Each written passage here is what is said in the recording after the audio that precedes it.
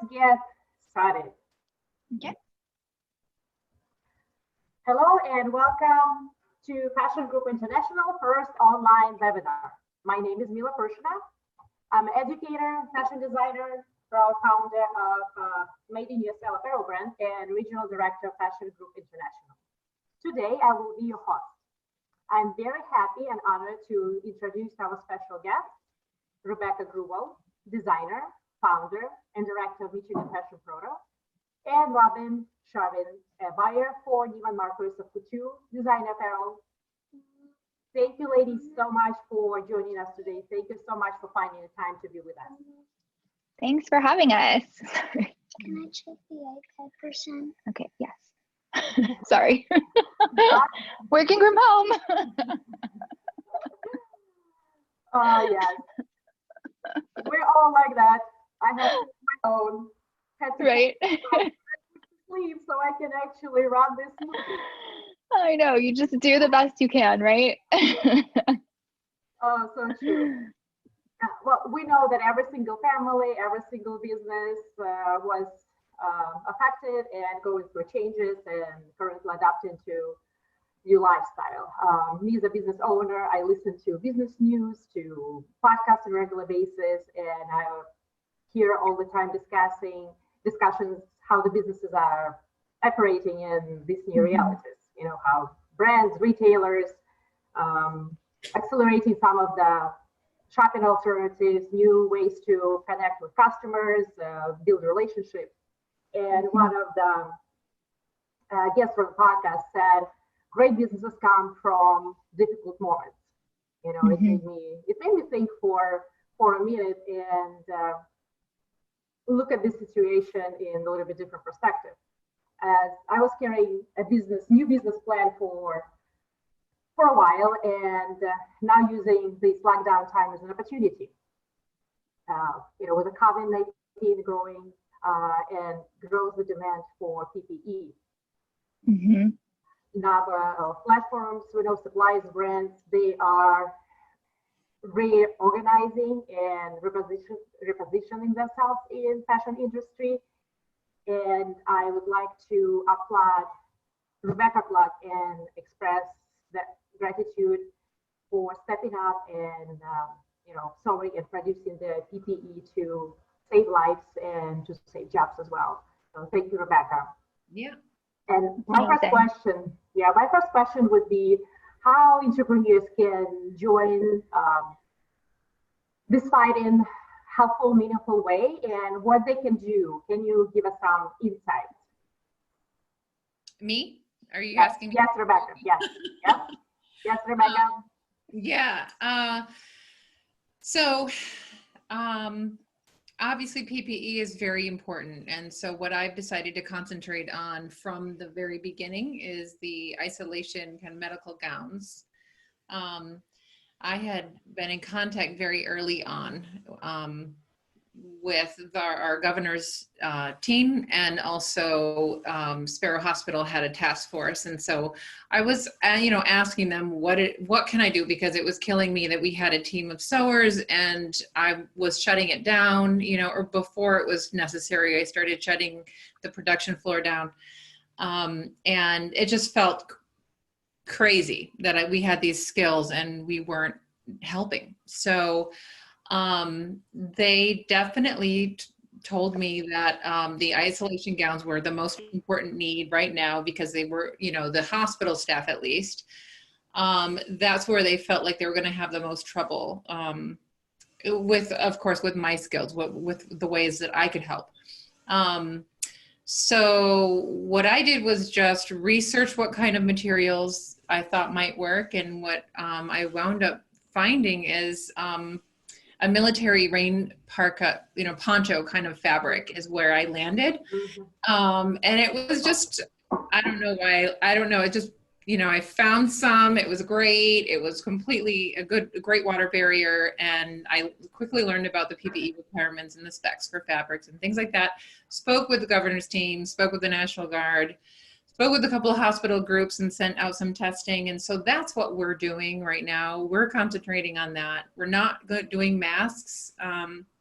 we cannot do that with the plastic filters, and we can't do that in our easily. And so we're not going to concentrate on that. We're going to concentrate on what we're good at. And we've been able to partner up with two different factories, who one is Peckham and the other is AI Industries out of Chicago. And they both mostly concentrate on military apparel. So it was very easy to integrate them and to trust their skills and their accuracy and their quality. And so that's been amazing. We're over 50,000 pieces going out now, and it's been wonderful. So I think the most important thing, just from my experience, is to evaluate what you're good at and do that. Apply what you're good at to this problem. If you're good at sewing and you can make the cotton masks, pretty soon we're all going to need to be wearing masks everywhere we go, every single person, children, everyone. And so there's so much need, it's like outrageous. And so I understand, there's places already all over this, but I just don't think we're ever going to really have enough of that. And I don't see an end to really wearing them. I think it's a cultural change now. So that would be my advice. The mask will be the fashion trend for sure for this year. Yeah. Yeah. Those inquiries so far.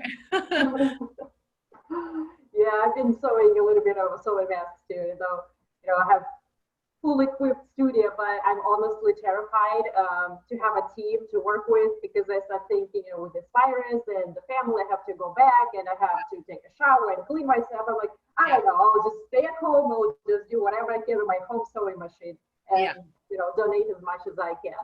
Yeah. So it's amazing what you do for the community. I love it. Thank you. It's very inspiring. We all know that many businesses are reopening right now, mostly the ones that, can work outside. People are returning to work. I'm still working remotely from home. And Robyn, the questions for you. How are you doing? How are things? How are you working from home remotely with kids? Yeah, it's a challenge for sure. I have two small boys, 2 and 5.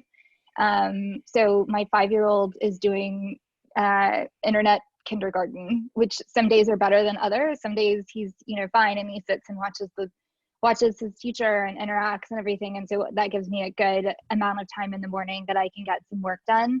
Because obviously, with all of our stores closed and a lot happening, at Neiman Marcus, there's a lot to do. And so I'm trying to keep in touch with my team and keep them motivated, because they're all at home as well. And we're used to being with each other all of the time. We're a very close knit team. And so, so it's been a challenge. And, just like now, they pop into every call, they pop into every Zoom that I do. It's just, but it is what it is. And I think, one good thing that could come out of this is us all understanding that, parents who have, kids and they're trying to balance all of these things, maybe we can all be a little bit easier on that and understand that you might hear a kid in the background of a call, or you might see a face pop into a screen, because right now we don't have a choice. And so I do kind of think going forward, that's one thing that kind of gives me a little bit of optimism, is understanding that, first of all, we can make remote work.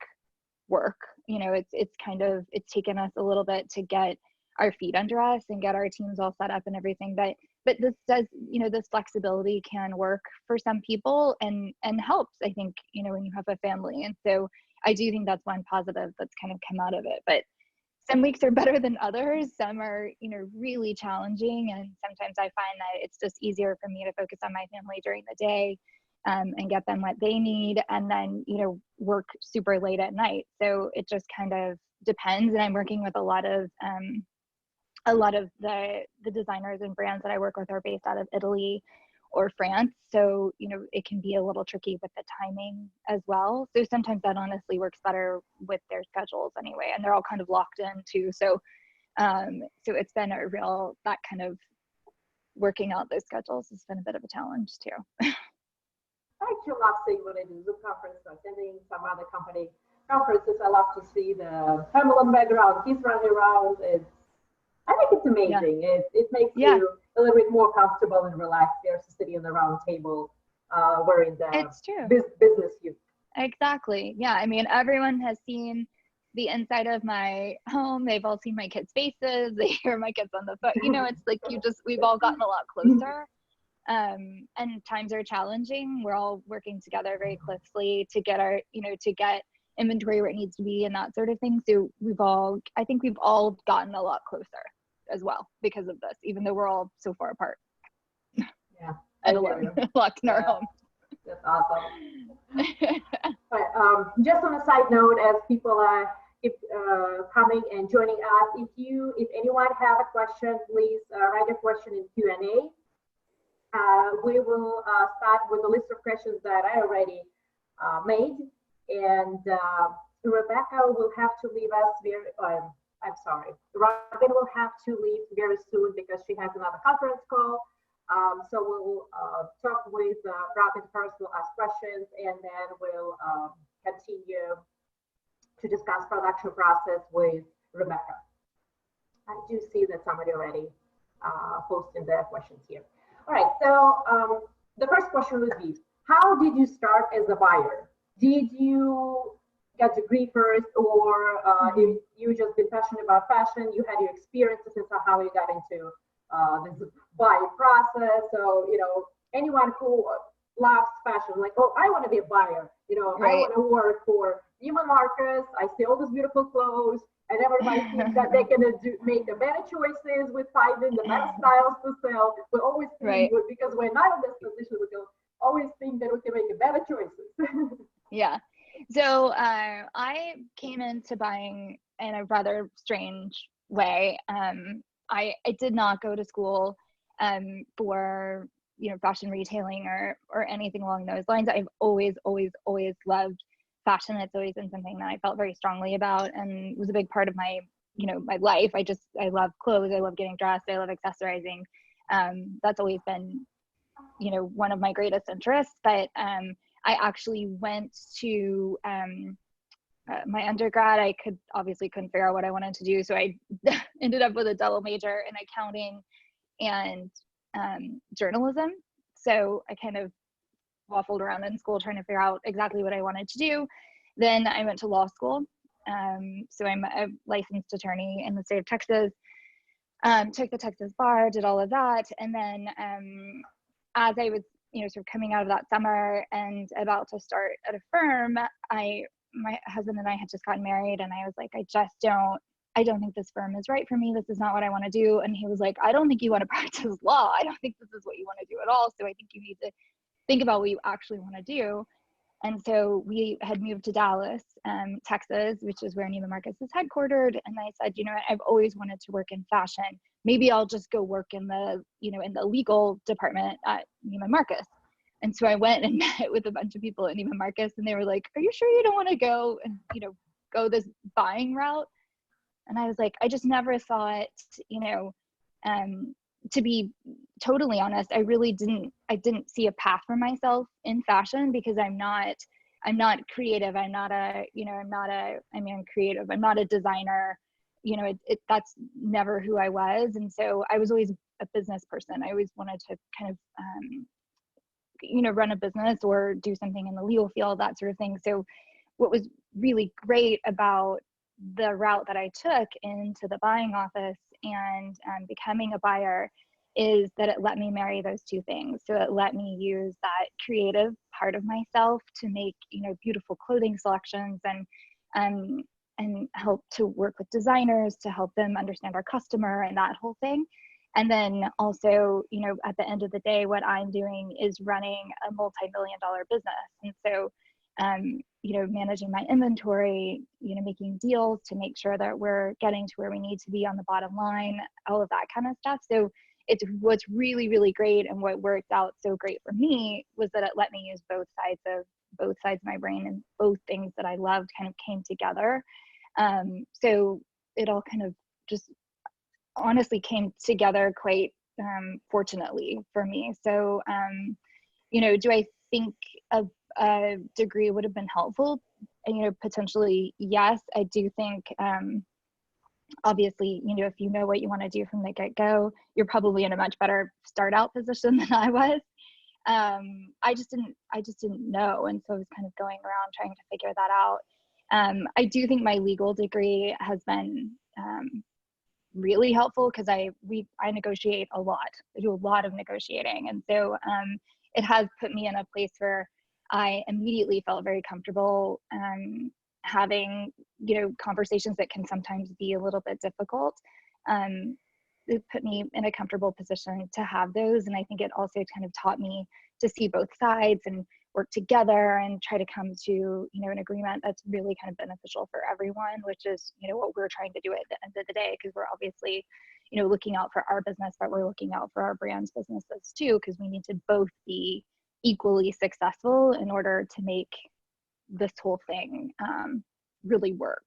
So kind of a strange route. Yeah. Yeah. Right. So, I think many people wonder, do I have to go to school to get the degree? Yeah. You know, what are the requirements? But, you know, many just go into the certain fields and using their backgrounds or the degrees that they earned before, just because they're passionate, they have a talent in something, they move certainly in a completely different direction. You know, lately I meet so many people who just want to leave their executive jobs and start doing something creative, you know, getting into fashion. It's amazing. Yeah. Totally. So how do you make those buying decisions? Do you follow some guidelines, you know, the requirements? How, you know, where do you shop? You know, as a designer, I usually go to trade shows, you know, send my line sheets to buyers, call buyers, and, you know, send them line sheets and ask them, okay, give me feedback, or what can I do better? And, you know, all those things. So how does all this process happen? Yeah. So I have right now, at the beginning of my buying career, I was buying contemporary and advanced contemporary. So in that realm, I think you have a little bit more leeway. Now I'm buying designer couture, which can be very specific brand-wise. It's very, those areas are much more difficult, I think, to break into than like in a contemporary or advanced contemporary world. Can you give me a second? And so you know, we did trade shows, we do that sort of thing in contemporary for sure. And so I did all of that for years. And you know, what I kind of say to try to kind of say what we're doing is I'm basically a mutual fund manager. I have this bucket of money that I've been given by the company to make the most of. So what I'm doing is, you know, I know this certain amount is earmarked for these designers that have been on our, you know, list for, you know, whatever. They have their plans, they have their set places on the floor, you know, all the players that you've heard of. But then I also have this bucket of money that I'm looking to grow new businesses, find new businesses, find new, you know, whether it's category driven. We know this season is going to be a jumpsuit season, so I'm out there looking for the best jumpsuits. Like, it's kind of a, you know, it's moving that money around and making sure that we're really getting the biggest benefit from it. So, you know, putting it where it needs to be based on what's happening in the, you know, in the industry. In designer and couture, there's a little bit less of that because it's a little more set. You know, I buy Dolce and Valentino and a couple of other big brands. And we have a cameo. Can you, yeah, go this way? Thank you. So sorry. So some really pretty big brands, but I do also have, you know, a multi-brand department where I am picking up new brands and looking for new names. We're always trying to stay on top of what's coming next, and, you know, how can we give our customer something that she hasn't seen from anybody else, because that's why she comes to Neiman Marcus, to find, you know, things that are really special that, you know, all of her friends won't be wearing the same thing that she has on. So it's kind of a balanced approach. Honestly, there's kind of a one side of a list that I'm going out to definitely buy and drive these businesses, and then there's another side where I am, you know, always looking for what's new. So, you know, sometimes it comes from a line sheet being sent to me. Sometimes it comes from, you know, a lot of times now it comes from social media, a lot. So much is driven by that these days. So it can kind of come from all around, all different places. We're kind of just always looking. But you do still travel to trade shows, market, visit showrooms? Yes. So we do, yes. I don't do as many, I do a few trade shows now in Europe, but mostly, yes, we travel a lot. No, not now, but I'm, you know, assuming that'll come back once all of this kind of, you know, reverts back. But yeah, I travel a lot, mostly to New York, Milan, and Paris. And so yeah, so we're always out there looking, you know, when we're abroad or traveling. How early do you shop for new collections? So we buy our collections about 6 months out, delivery wise. I do think what's going to be interesting is how this whole, you know, the COVID situation maybe changes that. I don't know. We're kind of interested to see, like, does it change what we're buying when, because of how it's shifted the calendar and how it will continue to shift the calendar. It'll be interesting to see, you know, are we actually delivering fall when it's cold? You know, we haven't ever done that before. It's never been like that. So I don't know. It'll be pretty interesting. But we buy collections about 6 months out. I do usually look at new collections, especially a brand new collection.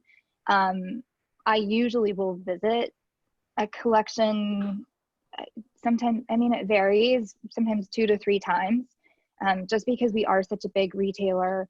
We do have a lot of, you know, requirements and things in place. So I don't want to do a brand a disservice by picking it up too early when it's not really ready. So we do kind of try to do that, and we'll also spend time with those designers, especially if they're new, helping to, you know, coach a little bit and say, you know, our customer mostly lives in the South, so generally things can't be too heavy, they can't be too like itchy or scratchy, just very sensitive to feel, you know, just all the things that our customer usually likes with fit. So we're always trying to help too during that time to get them ready to be picked up. And then sometimes we walk in and we're like, you know what, it's ready immediately, you know, we pick up right away. It just kind of depends on where they are in the process. Great. Okay, well, how the designer can reach out to the buyer? How can the new immersion designer can get into stores, even if not getting in stores, how can, well, for example, I represent my collection to you so you can consider it? Yep. Because sometimes it's very hard to reach someone in the store. Phone call, emails, you have to call, email 300 times, and at the end, they're going to pick it up and say, okay, well, your collection is great, but it's just not for us. So, you know, very niche market, you know. Yeah. Please tell us about that a little bit. No, I get it. It is really hard. And I think it's particularly hard with a large retailer because, as you can imagine, we have a lot of people sending us stuff a lot. So, you know, I think it's doing that. It's sending it to the buyers, that sort of thing. Generally, your first stop should be that retailer's fashion office. You know, we have a fashion office in New York, that they usually are the ones who are kind of culling through all of that and like turning stuff over to us. Most big retailers kind of have that office, but those offices get overwhelmed too. So a lot of times it'll come straight to us. Then brands who work through, you know, an agent of some sort. So like I have a showroom. I have a lot of multi-brand showrooms. A lot of them I don't even buy anything from right now, but I'm always in touch with them because a lot of times they kind of have their finger on the pulse of who's coming up too. So so I have a lot of those relationships, and that helps me too. And so, you know, a showroom's not always right for everybody, but it is one way that, you know, it's easy to kind of go through that to filter through to a buyer because they do kind of have those relationships. So you mentioned that you find new designers through social media. Can you Mhm. can you explain that a little bit? Yeah, it's funny. Even just from, I've been with Neiman Marcus now for about 15 years. This was obviously not something that was happening when I first started. So now it's very, things are very social media driven. So whether it's that, you know, an influencer is wearing something and I think it looks interesting, and so I click through to try to see what it is. Another, you know, international retailer, because a lot of times those international retailers will pick up something faster than we do because they're, you know, kind of, you know, based in, you know, Italy or wherever, and so they may pick up a small brand in Italy that I've never seen before, and so like that's kind of a way to see something new. It's just, there's a lot that's driven by social media now, and we know that our customers are also heavily influenced by social media. So if something starts getting a lot of traction on social, you know, we obviously want to be a part of it because we know that's something that our customer is about to start looking for.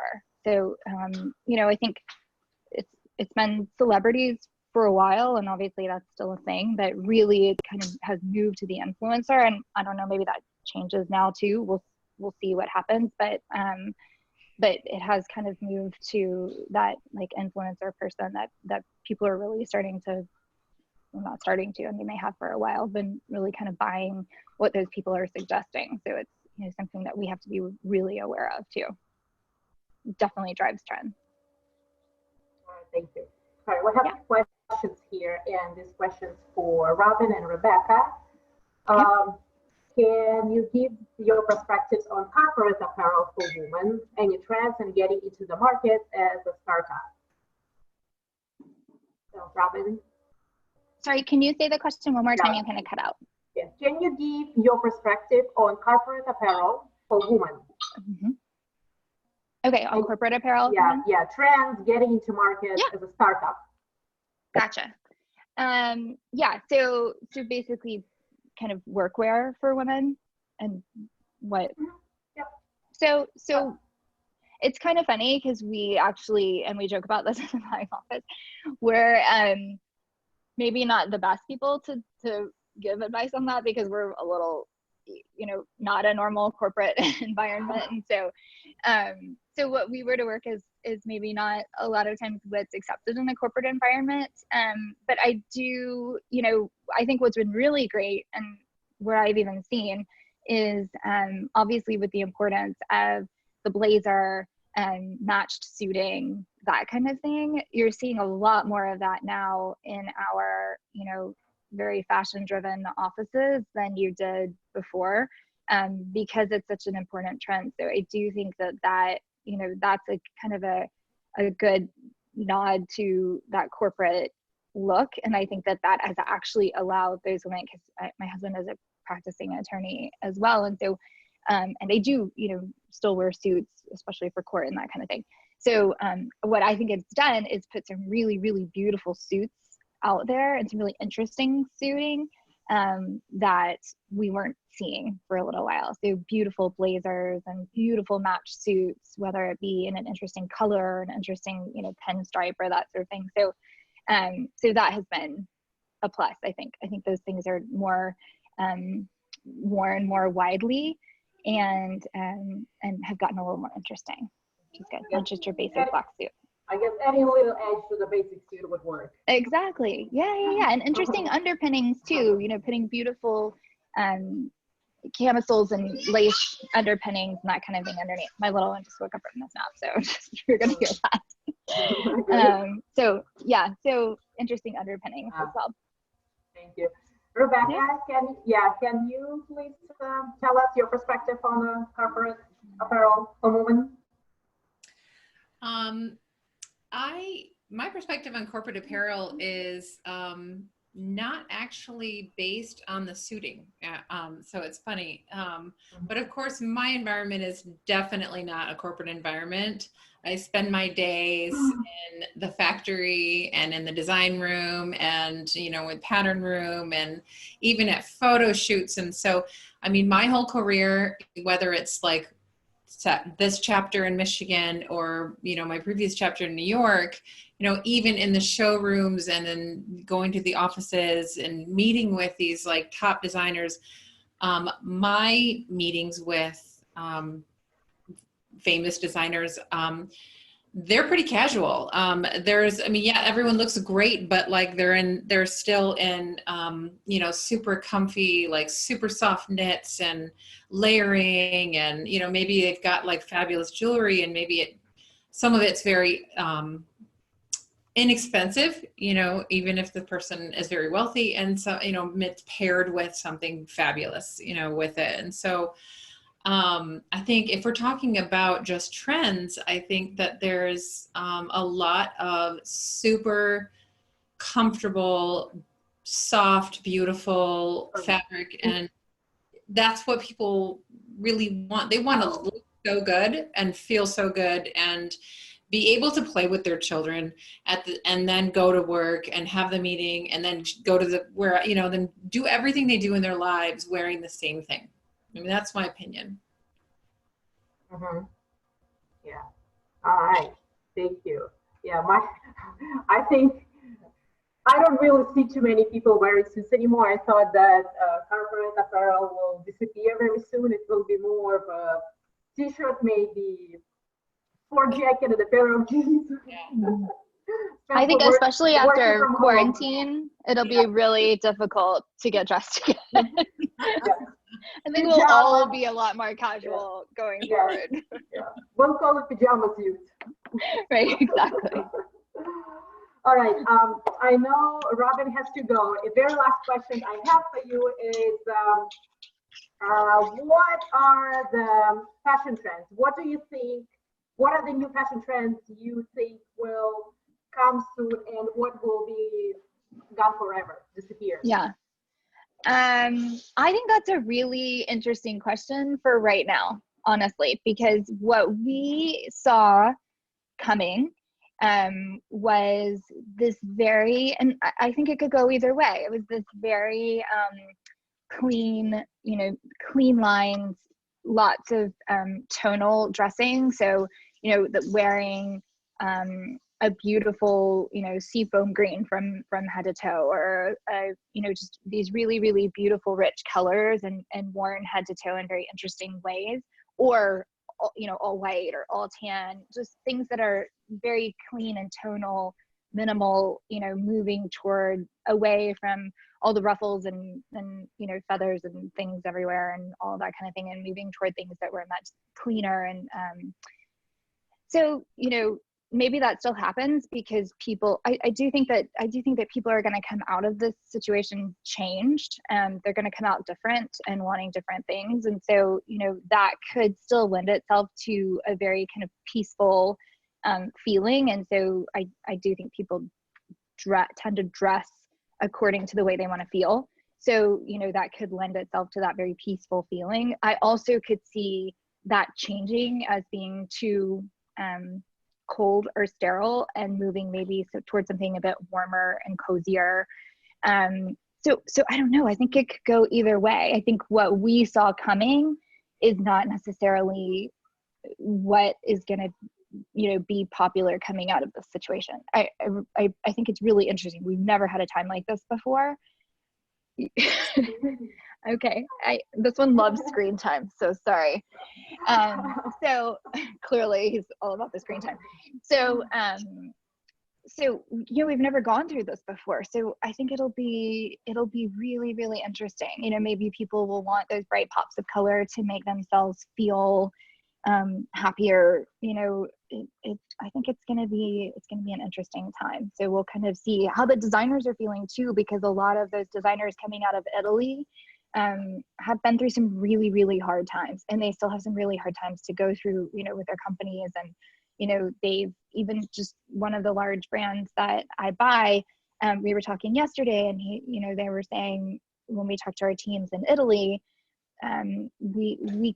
we don't say to them, you know, how are you guys? How's all your family? Hope everyone's staying safe, because they've been through a lot harder times than we have, and often the cases that they haven't, you know, they have people who are very badly affected. So so I think it'll be interesting too, how that affects the designers and how, you know, how they see things going forward. So I'm hoping that we still see that very clean moment, because I do think it's something that's really interesting and something we haven't seen in a little while. But I do think things could just completely change. So it'll be interesting. It's an interesting moment. Yeah, I still hope we will be able to get dressed up. I mean, the girls still need to get For dressed up sure. and go out. I do think it could swing the other way too. Like everybody's like tired of being cozy, and maybe everyone wants to put on, you know, stilettos again. I don't know. We'll see if we can all still walk in them. I don't know. Yeah. We'll have to learn all over again. It's very difficult to predict right now. I know. It's interesting. It's a time unlike any other. Mm-hmm. Robyn, thank you so much for joining us. Thank you for finding time for us. We really appreciate. Hope we'll see you again. Good luck to you. Enjoy your time with the family as much as you can. Thanks so much. And stay safe. Thank you. You too. Bye-bye. All right. Sorry, guys. There are a few questions we couldn't answer anymore. The time is running. So we had to let Robyn go. Maybe we can schedule another webinar and to ask the rest of your questions. All right. Rebecca, the founder, the designer of Michigan Fashion Proto. Rebecca, tell me please, how did you start as a fashion designer? You work in New York, and I know you came back to Michigan. So how did this all happen? And is that something, to be a designer, something you wanted to do all your life, or the life kind of pushed you towards, you know, kind of this direction? Yeah, I've always wanted to be in design, and I've always been the sort of person who, like a do-it-yourself kind of person. So, you know, putting things together as a young person was, I mean, I just did it all the time, and it was my house was very artistic. So when I was, you know, just out of high school, I moved to New York. And I went to Pratt Institute and got my fashion degree there. And that was very beneficial because I could start working in the industry while I was still a student. And I just was on the fast track. And so I shot up very quickly in the industry and worked with a lot of different amazing people, amazing co-workers, as far as like design staff and technical designers, and, you know, everything that's a part of the fashion business, as well as different sales teams, different high-end designers. My specialty was, I had a group under me that our job was to create lines for famous people and designers and celebrities. And so we did that over and over again. And that me being in the factories and going overseas, looking at trends and in the sales meetings, it just gave me a base of knowledge that was very broad and very perfect for what I'm doing now. And so when I was really just kind of over being in New York, you know, I just didn't want to do that anymore. I wanted to come home. And so I moved back to Michigan, and but what I wanted really didn't change. I still wanted to be designing and making and just being a part of what I consider to be the solution of what Michigan needed: more people to be here and more people to be successful in this state and loving our state. And so I opened Michigan Fashion Proto first, and then so that's a resource for designers, and it's basically a launching point. So it's to help people understand how to source wholesale fabrics and trims, how to cost something from the beginning, how to create tech packs and patterns and fittings and grading, and, you know, start to finish, short run production. We do not do large batches, but of course we know a lot of factories that do specialize in that. And so I also co-launched Tribe with someone, and so we have that. And then now I'm currently launching Revere as well, which is my own alone. And so it allows me to have my creative outlet where I can just express myself and get that part of me out. It keeps my team busy. And so I would say that Michigan Fashion Proto does about 70% outside clients from all over the country. And the other 30% is the in-house brands, which I show everybody when consultations come. I'll show them the collection, stuff that hasn't been out. I really don't have, secrets. I just show them everything. So, we just we focus on what the clients need and, just craft a plan of action for them. And then I like to try and see as many success cases as possible. I mean, I don't really believe in competition as a bad thing. I just think that there's like room for everybody to be successful. So I'm so happy when my clients make big sales and do really well. I mean, it's just thrilling. Love it. Yeah, I love it too. I think there is a space for everyone, and everyone is so different. Well, I hope maybe someday we can come and tour your factory. Yeah. I'm actually here right now because we're working on PPE. I checked my mask off for this meeting. I'm like shut in the office. Well, I hope we can do it without mask and all nicely dressed up. Yeah. Michigan Fashion Proto is located in Lansing, so we can do that. I work with a lot of immersion designers. With people come to me either they need help with starting the production process or just creative process, or they just have an idea and they need to create sketches. Well, the whole production process, the design process, creative process is very long. So let's keep the process where, inspiration, the market research, sketching, and development. Let's move on to I am here with my idea, with my sample. I come to you and I say, okay, I want this style in 3 different sizes, in few different colors. Mm-hmm. From that point, what do we do? So I would immediately want to see the tech pack that goes with that style. So, taking a look at basically that is checking, have you thought of every single detail about this garment yet or not? And so just cutting and sewing a sample is not necessarily crossing all of the T's and dotting all of the I's that it takes. A tech pack would have not just the specs for your sample size, but it also has your grading for, what is the difference between each, the measurements for each size, what sizes are you going to offer, what kind of labeling you want to have and where, what kind of tags, how you want them put on, what kind of seaming and machines you would like to use for those seams, and the packaging details, whether how you want everything done. And so all of this basically comes into where I like to actually start. And I realize this doesn't sound very creatively friendly, but it's costing. I want to know the first thing when I talk to someone is, where are you selling this? What's your plan? Are you selling retail or selling wholesale? Are you going to try and do both? And then you need to go backwards. What is your final retail price? What is your how much do you want to mark that up? And, if it's, have you built in your margins? Have you built in the store's margins? And do you understand just how much room you have to spend after that point? And so then it becomes a question of, have you sourced your fabrics correctly?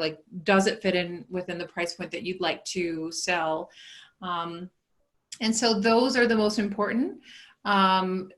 Grading something so that it fits perfectly. That's obviously, your fit is super important. We spent a lot of time on that, testing your fabrics, testing your fit, and once you've done all of these things and made the decisions, going into production is very easy. It's all planning. I mean, it's all making sure that every part of that tech pack that's like a guide for any factory or any sample maker, for anyone. So once you have that, if you have a sample, a pattern, and a tech pack, you can take those things to any factory and get pricing, timing, everything you need basically to get the best pricing, and see what works for you. Mm-hmm. Many probably don't know what the tech pack is. Can you just explain it a little bit? Yeah, it's a technical package. So if you have a garment, every single detail about that garment is captured in a tech pack. And so they're usually just very simple, like Excel documents or something similar.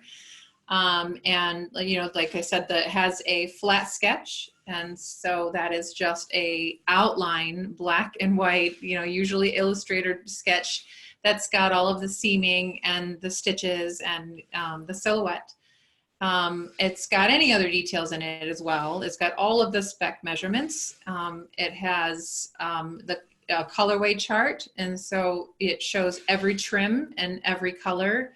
So if you offer it in 3 colors, like what zipper color, what button color, what thread color, what everything is, you know, is for each one of those. Every part of the construction needs to be recorded and written down. There are actually federal codes that go with it. So it'll tell you exactly what kind of machine to use and exactly what you want. And so you don't have to know all these things as a designer. You can work with a person developing, like we do development and we also do production. So that's kind of ideal because we're of course going to do what makes the most sense in production while we're helping someone put together patterns and tech packs. And so we're going to try and make the costing work for their end result. And so I think it's very rare to find a designer that knows every single detail of the development process and the production process. And so it's important to partner up with someone who is educated, who is patient, and who will teach you and help you. Thank you. And there are a few questions we have, 2 of them about plus size fashion. How can you give an advice to someone who wants to start a fashion plus size line, start the process, the design, and get the designs in front of the buyers? So where I first focus on is with any sizing, whether it's petite or plus or anything, you've got to start with a very good base size, or like a middle size for your size range. So like plus size can never be done by just grading up from a regular Missy body or whatever, grading scale, I should say. It's really truly needs to be like a medium of the plus range so that the fit, it starts there. It's not like an afterthought. So to me, that's the most important part. I think fittings are essential, and I used to have just one fit model come in and fit them perfectly on that one fit model. Now my favorite thing to do is have multiple people who all feel that they're that size and they try it on. And, I find that no matter what classification you're designing for, that same fit issue will be true throughout. Maybe the armhole's too tight, but it's, the tall person, the shorter person, the bustier person or whatever, a good fit is going to fit all of these people who wear, like, whether it's a 16 or whatever size that they wear. I think that the landscape is changing as far as getting your product in front of buyers. I think that, the old way of going to trade shows and, that is a difficult thing to do as an emerging designer. I think if you do have a showroom that specializes in that, or if you research and find some options for showrooms, you can definitely talk with them, and they have relationship with retailers, and that's an amazing, wonderful way to go. It can be a little bit expensive. There's, if you're in a big city, it's going to cost you a certain amount a month, as well as a percentage of all of your sales. Other places that are maybe in Chicago, they often do just the percentage. I think that direct targeted marketing is pretty successful. So if you have a retailer you're looking at and you really need to do your research as far as your locations, what stores you want to be sold in, you really have to take the time to research where do you want to be sold and what brands should you be sitting next to, and then actually reach out to those specific buyers and target them and work on it. Either, have a salesperson work on it, or hopefully you're not doing everything yourself, but some of us are. Well, since you start talking about the buyers, so how do you reach out?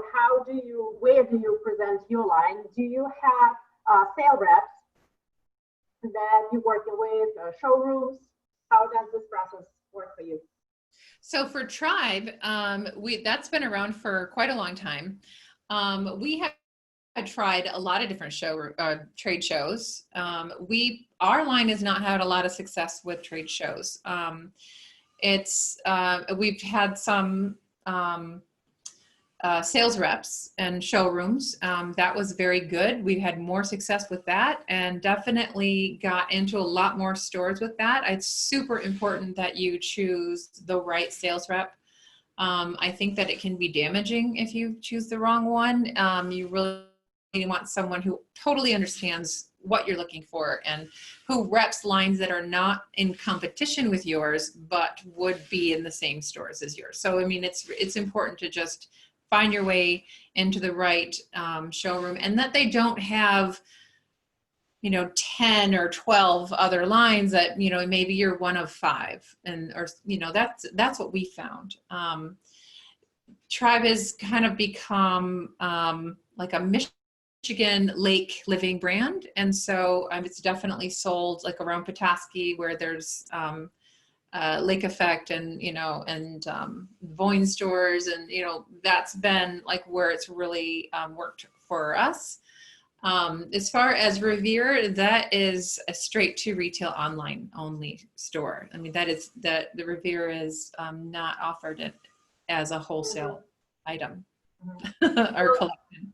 Yeah. Well, I know that sales reps charge certain fees, and additional to fees, there is some other charges. And if you're in a showroom, they also charge fees. When I was starting out, there were like the difference between the fees that sales reps charge and showrooms were, 15 to 30%. Some will take 10%, and other one will take 30%. If you are in the showroom, they could tell you, okay, you're going to pay $1,000 a month, but they're not guaranteeing whether they're going to sell it or not. So what designers should be aware of, what advice you can give them, and what are the fees approximately of having a sales rep to work with? So what we found was that in larger cities like New York, for example, it is going to be nearly impossible to find a showroom that's worth anything, that's not going to charge you a monthly fee and then also take a percentage. The percentage has been on average about 12%. So I like to just assume that. And every showroom comes with a contract. And so you really need to comb through that contract, and you need to know, are they hitting the road? Are they taking your collection and other collections and visiting stores? And so that's really where most of the sales happen, is on the road when the sales reps visit, from city to city, the stores. Do they have certain rules as far as only selling to one store within a zip code or something like that? That's a good thing to think about as far as a brand. And you just have to build that into your cost, because that's taken off the top. That's not taken off of just their markup, or it's taken right off the top, that 12%.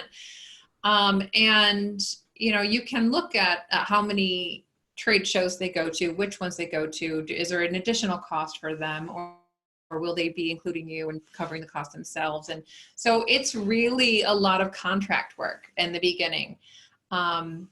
You got to find your, contracts you can negotiate them, you can change them, you can work it out, between you. So, you need to be comfortable where if it's not working out within 3 to 6 months, you need an out. You need to be able to get out and stop paying, because money just falls through your fingers so quickly when you're starting a brand and when you're going that route. And it's also, from their perspective, it's difficult to know how many of the stores are going to pick up your line. And so, you know, they can't necessarily promise a certain number of sales, but they can have goals, and whether they meet their goals or not, you know, you can decide how you want to respond. You know, what if they don't meet the goal, then what happens? You know, so kind of thinking about what's important to you. I know many designers will be starting out, they put everything out there, purchasing, launching a collection, putting, I don't know, 50 pieces, 50 different styles out, and they think that they'll make a lot of money on it. Yeah. So what advice could you give a merchant designer, you know, to start with? Maybe just, you know, a few styles, you know, maybe the budget, maybe considering some certain fabrics. You know, what are the tips that you can give to starting out brand?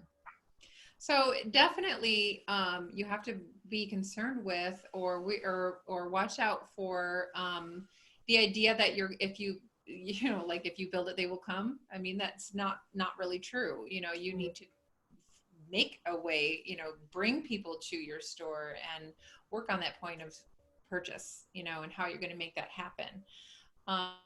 And so I also think that a lot of people at first believe that they need their numbers to be very, very high, and have a lot of inventory. And so I think that a really dangerous thing is to have too much of each piece before you have an idea of how people are going to respond.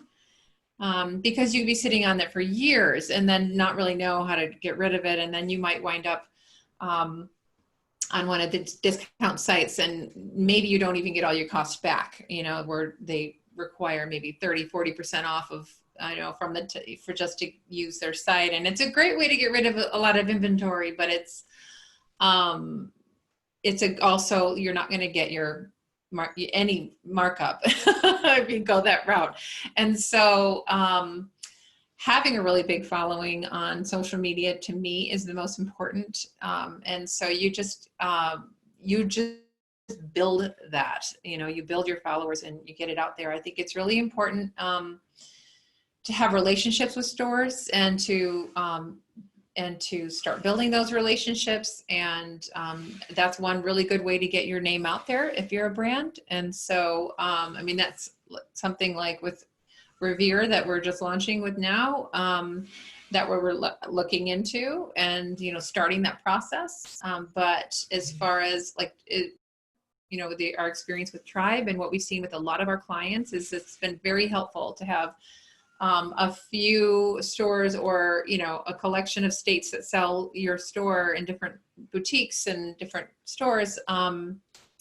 So people have an idea that you're there, you know, and then you start building, you get thousands of followers, and, you know, then you have like different influencers wearing yours and calling your, you know, name out, and your product gets spotted a lot more, and, you know, it just kind of happens naturally. I think everybody seems to agree that social media is number one. Yeah. So, you know, that's kind of the name of the game.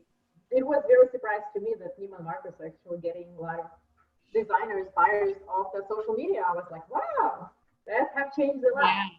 Yeah. You know, for me, when I was starting out, and I was really afraid to invest a lot of money because I didn't want to lose much, I just created a few pieces of samples and started sending it out on the line sheet to retailers to look at it and give me the feedback. Yeah. Because I see a lot of questions about the budget, you know, how much budget in total to start a fashion collection designers should have, you know, as, you know, they're limited in budget. How better to plan the line, what kind of budget should we have in our business plan to start off? It's a very broad question that I see here. Yeah. Because you have to know how many pieces of a collection you are planning, but definitely testing and doing market research, and like you mentioned, building the brand online and maybe putting the samples out and getting some feedback from people when they want to buy it or not, right? Or to test it. Yeah, not overdoing it in the beginning, not putting too much out there. But another thing is like really looking at who your competitors or brands that you admire, like what they are doing, how many pieces are they putting out there, and is it working for them? I mean, some of us have like I know a lot of people of brands, and so I have the luxury of being able to call up a lot of people and ask what's working, what's not for them. And so it is kind of wild, the difference between from brand to brand, what is working for them. So I find that encouraging. I think that, once you find your groove, you can really flow, and it doesn't have to match everybody else's. And so, I mean, that's so just sort of Pollyanna and optimistic, but I really do think that there isn't just one way for each brand. I mean, you need to just do what you love. I mean, that's where it all kind of can fall apart, is if it stops being something that you love.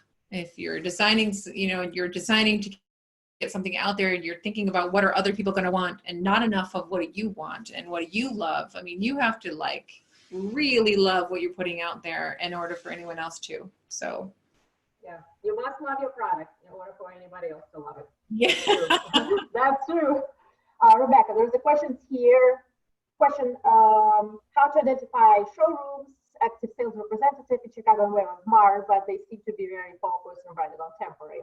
So there a director of, or other ways to discover showrooms specifically outside of New York?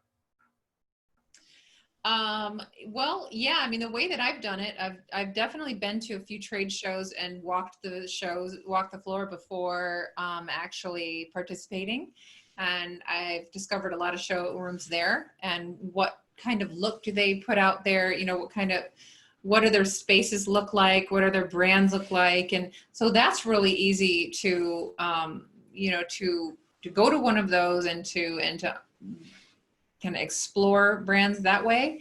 I've also just done a lot using social media, and you find one brand or you find one showroom, and then you kind of explore who are they following and you can really discover some new resources that way. But it takes research and it takes time, and it's hard for someone else to do research for you. That's a really important investment time, and I'm not sure that anyone really could have the same eye and the same draw that you would. So those are just two ways that I have personally found luck, not just with showrooms, but with finding boutiques that are beautiful and out there. And, it's just exploring, who's following who, and then checking them out and looking at their websites. And then if you really love them, maybe possibly visiting that location, or, if it's in your state, checking it out. And so. Not sure if that's a question. You need to get orders, then produce. So I think this question is about distribution. Yeah. So if you produced your collection, or before producing collection, how you should work with the buyer? Should you sign the contract with the buyer? Should you take a payment from the buyer, or it's a payment upon delivery? The way we've done it is we get payment when we ship. That was a very easy way to start. It's difficult because you have to have the money to produce, and then you get paid after everything is finished. So you have to pay for the fabric, you have to pay for the trims and the cut and sew, and it's a lot of money up front. This is not an easy business, and it's not easy in any way, and certainly not financially. And but it's also very difficult to ask a store to give you money up front for something that you haven't made yet. And so I have never chosen to do that. I don't know that I would recommend that. I'm not sure that a store would have the confidence and to make a purchase from someone who asks that. So I could be wrong. It's possible that there are stores that do feel confident enough to do that, but I think it would be very rare. But I think that that depends on the store, depends on their size, and of whether they would be sort of trustworthy enough to get terms. We've tried it a few times, and it's been a dangerous thing to try. I mean, even when they seem to be a successful store, they don't like to make payments. And so I preferred the payment upon shipping. Yeah, I agree. Even though it happened to me once when the shipment was ready and I had 50 pieces to ship of outerwear and the store closed. So I get stuck with shipment. Yeah. So that can happen. That can happen too. Anything can happen. Yeah. In my retail experience, a while back, I used to work in a European boutique who was selling beautiful women's wear apparel, all of the European designers, and we were paying upon receipt of a shipment or as we sell them. We were trusted. So as we continuously selling the merchandise, we were paying off the bill. Or when we receive the shipment to the store, we send the payment. And I know when I started my fashion line, I'm like, there is no way I'm doing it. Like, no, I have to get a payment before I ship any of my merchandise. Yeah. Yeah, that's how I prefer to operate. I would worry about a business that is not able to do that. Yeah, that's true. And yeah, that can happen. All right. It's almost 3:40. We should be wrapping up. I think, what if they change their minds? I think we'll cover that. The last question would be, what other changes do you foresee in retail and fashion? Are we talking about, you mean because of COVID-19 and the... Yeah. It won't be done too soon. Everything is changing. I do see there are a lot of changes already happening, but what do you think will happen in fashion retail and in fashion business? Well, I'd say from owning a factory, I see personally not a lot of change. There is a lot of optimism about when we get back to business where people are going to start buying again. There's not a lot of spending right now, so it's almost, I mean, those people who have been able to keep their jobs and to continue making money, there seems to be optimism that they're going to be actively purchasing when they can again. We are definitely backed up with work, and I have not had anybody not really have that optimism. I mean, we still get orders coming in. We still have a lot of people are designing right now. I have heard from some of my suppliers and some of my just industry friends that some of the established brands are folding. They're just deciding that they can't get through this, and that's awful. At the same time, maybe that'll create opportunity. And so I just think that you just need to be, I think you need to be optimistic, and I think you need to be very careful. Obviously, you don't want to just go crazy and waste your money.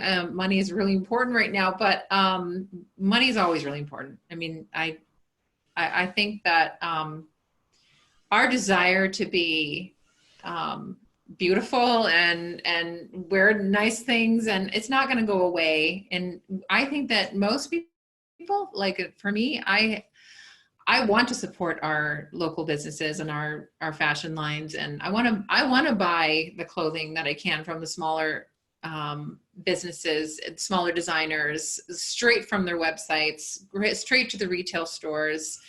So I think there's I've just heard a lot of that, where if you can make it through, then. Do you think maybe people will buy less, but invest more into the quality and, fashion produced in US versus, looking into, fast fashion? Yes, absolutely. I think Made in USA is, it's already been so important and growing every year. The idea of being proud of what you're wearing and being proud of who made it and being proud of just being a responsible consumer. It's just not cool anymore to brag about your, jeans that were made for $10, because then, it's very sad, when you think about that, and actually like how that was made and who made it and what happened to get you that item. And so many more people are aware of that. And I think that when a big thing happens in a country, in our country in particular, we do sort of get patriotic and we do kind of wrap ourselves around each other. And I see that happening here even more so. The trend was already going this way.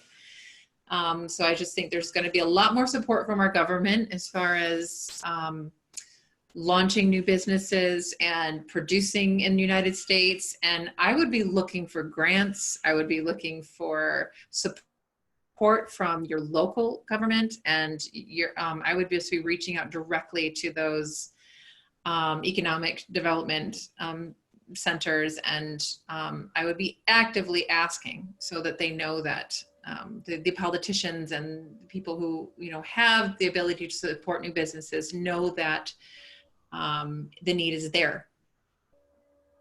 Mm-hmm. Thank you. Yes, I agree. Last question. What advice you can give to the immersion designer, like how many pieces in the fashion line he should or she should start with, and what is the turnaround time so people know? So for us, the turnaround time, we don't like to say that it's any less than 8 weeks, because that would be the most it's going to take. And unless it's incredibly a full calendar, then you would get that sort of notice. But you can always find another factory if one doesn't work out. You can always find another one who can pull something together in that time. What you need to line up would be your materials. That can be the most time-consuming and frustrating and difficult and compromising position to be in. Is if you have a sample and the fabric was there, but now that you're ready to produce it, it's no longer available. And so you need to build in time in your calendar for either a replacement fabric or for more to come in. And that's another reason why you'd like to sort. I recommend sourcing from a mill or from an importer who's reliable, from, and not necessarily from a jobber. There are ways to work with jobbers. I actually do love them, but with a jobber, you would need to purchase all of the fabric as soon as you find it, basically. Mm-hmm. So great. And to finish with, considering your experience, what would be the only one advice you would give to yourself if you were starting out designer? Oh my gosh. Okay. I just came up with that. Okay. So for me in particular, okay, this is like very personal for me, and maybe it applies to everyone. I don't know. Mm-hmm. I would say stop looking at what everyone else is doing and do what you love. Like, I understand the fashion shows are so fun and trends are amazing and all of that stuff. But if you want to be a designer, it is super easy to lose yourself in what everyone else thinks is beautiful. And you forget about where your heart takes you. And so I personally, many times have gotten lost in looking at what everyone else is doing, and you just have to come back to your passion and what you love. And now I almost never even look at the show. It's crazy. I should, but I don't. I find it distracting. I do have my brands that I love, and I love finding very new designers from all over the world who are incredible and inspiring, and it's like looking at art. And so, it's incredible, but I don't think that's a necessary thing. You're looking at trends. I don't think that is a way to find yourself. So, and express yourself. Yeah, I agree. Well, thank you. That's a great advice. If anyone wants to get in touch with you, can you leave us some contact information how we can find you? MichiganFashionProto.com is really easy, and then all our phone numbers and emails are on that. We're on social media as well, and Facebook and Instagram. I would recommend most. All of our contact information is there. Yeah, MichiganFashionProto.com. Are you taking any new clients right now? Yeah, we always are. Okay. The only reason why we might not take on a client is if they're not a good fit for what we do. You know, like we don't do certain things like denim and things like that. And so, but if we don't do something and someone is looking to have that done, we can send, you know, we can recommend some places for, you know, that might be a better fit. Okay, sounds great. All right, well, thank you so much. I appreciate you joining us today, Rebecca. This was Rebecca from Michigan Fashion Pro in Lansing. Maybe sometime we'll visit the factory as soon as everything is over and we can walk around in the streets, not worried about keeping 60 distance. Yeah. I hope everyone found this webinar informative, inspiring. Looking forward to see everyone next time. Please stay safe, stay healthy. And one last thing I want to mention that Fashion Group International extends the membership 10% off till May 15th. And if you would like to join Fashion Group International, if you're not a member yet, go to www.fgi.org and click the region that you want to join. You'll see the discount over there. What else? You can always reach out to Fashion Group International Detroit. We're on Instagram, we're on Facebook. You can reach out to me personally, Mila Pershyna. I'm also everywhere. This was a webinar that we extend invitation to other regions and to members and non-members, but our webinars are strictly will be for members. So if you would like to learn from us and get connected with people, I love seeing that people are connecting in the chat and you know, start following each other on social media. All right, so join us, and thank you so much again. Thank you so much, Rebecca. Good luck to you. You're sunshine. Best of luck in the business. You're doing amazing. Thank you. Right. Thank you. Bye, everyone. Bye.